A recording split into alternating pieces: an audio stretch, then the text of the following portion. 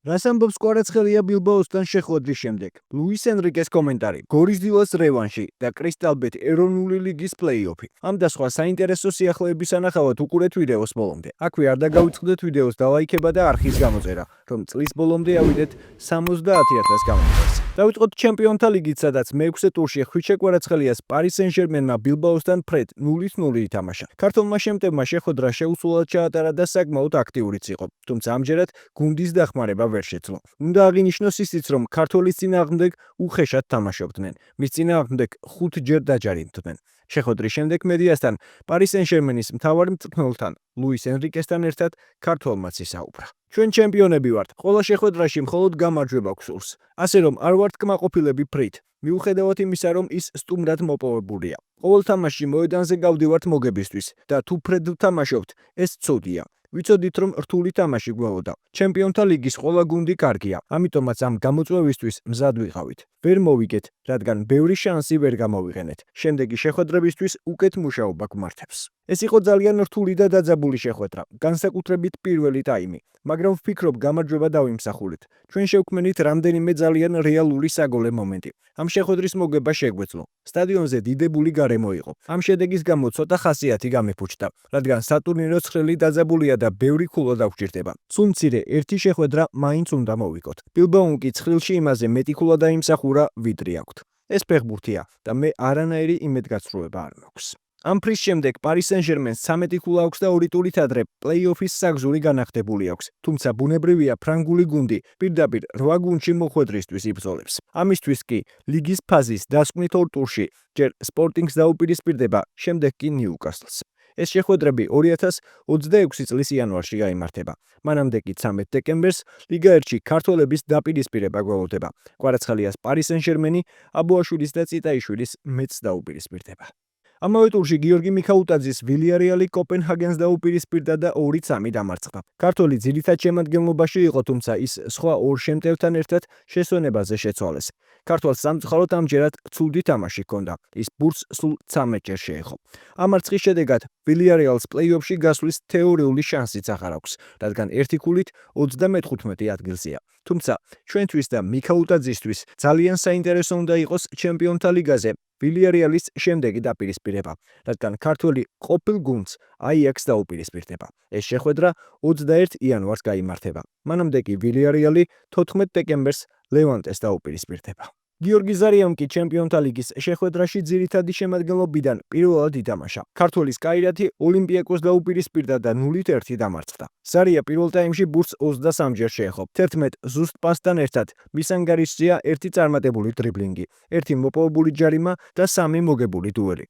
ქართველი ნახევარმცველი მიქაუტაძის მსგავსად შესვენებაზე შეცვალეს. პლეი-ოფში გასვლის შანსი კი კაირათსაც აღარ აქვს, რადგან ისიც ერთი ქულით 36 ადგილზეა. ქართველის გუნდი დარჩენილ 2 ტურში ჯერ ბრიუგეს, შემდეგ კი არსენალს დაუპირისპირდება. ახლა კი საქართველოს, სადაც 13 წლის შემდეგ პირველად გორის დილა საქართველოს თასის გამარჯვებული გახდა.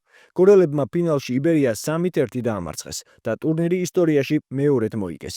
აღსანიშნავია, რომ რამდენიმე დღის წინ კრისტალბეთ ეროვნული ლიგა იბერიამ მოიგო. მისი კონკურენტი კი ბოლო ტურამდე სწორედ გორის დილა იყო. შესაბამისად, შეიძლება ითქვას, რომ გორელებმა რევანში აიღეს.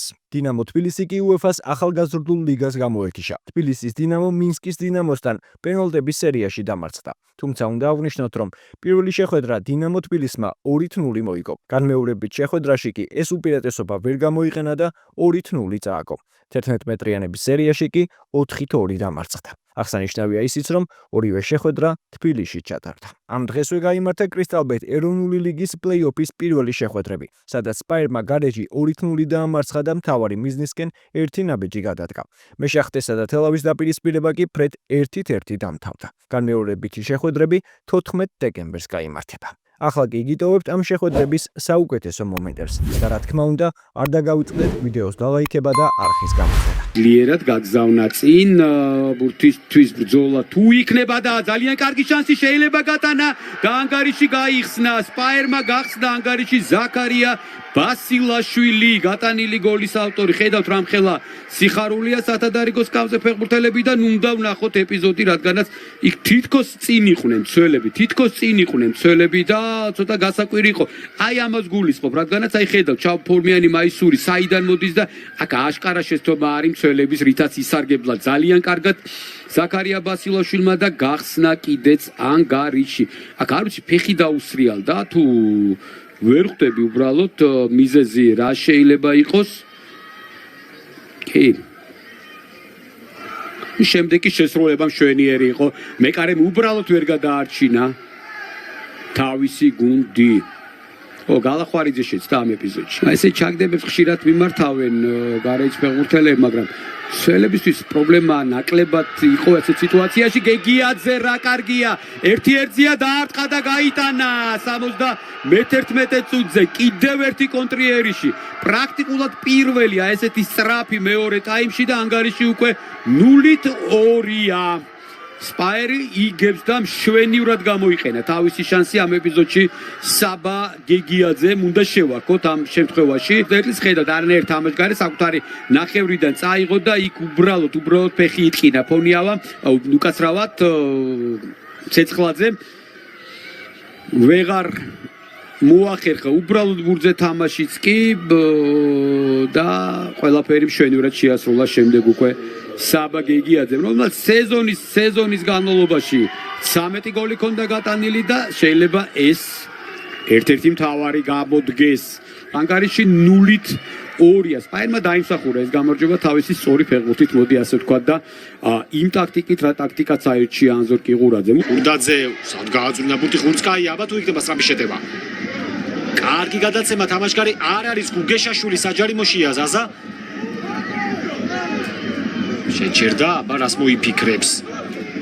შუბიტიძეზე პასი მისი ჩაწოდება ტიმის დარტყმა და დადილაშვილი ახერხებს ბურთზე თამაშს, თუმცა გოლი მაინც გადის. კლეოპასი ტიმი გახავთ ფეხბურთელი, რომელიც მნიშვნელოვან მატჩებში ახერხებს მეშახტესთვის გოლის გატანას.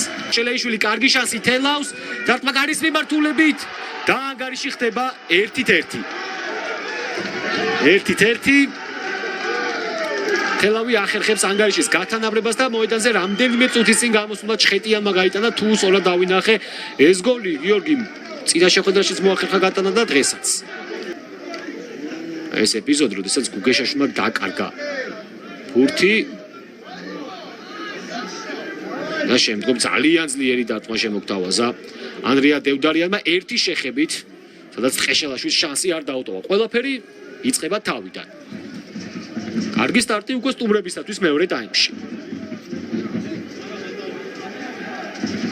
ზაზა გუგეშაშვილმა რა კარგი პირველი ტაიმიც ჩაატარა. ასეა თუ ისე ყველა ვარიანტში 14 დეკემბერს ძალიან საინტერესო მატჩი გაიმართება, სადაც თელავი უკვე მასპინძლის რანგში დაუპირისპირდება მეშახტეს.